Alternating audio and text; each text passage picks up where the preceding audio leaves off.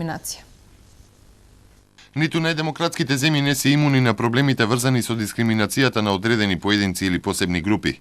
Издадена е споредбена публикација за развој на антидискриминационото законодавство во земјите од Европската Унија. Република Македонија како држава кандидат за прием во членство во Европската Унија практично има обврска да го усогласи сопственото законодавство во многу други области, вклучително и антидискриминацијата сфера. За сега во земјава дискриминацијата се третира како кривично дело за кое се предвидува казна затвор, а поостри се санкциите кога сторителот е службено лице. Меѓутоа, ако малку повеќе се прочепка под содржината, ќе се види дека многу прашања не се регулирани, не се докрај образложени, докрај прецизно дефинирани на начин како што тоа го бараат релевантни директиви, така што не чека навистина сериозна работа. При изработката на ваквите закони во Македонија постои отвореност на државата за соработка со граѓанските здруженија. Веќе стануваме партнер во имплементација, секако стануваме коректор на сите активности што државата ги превзема.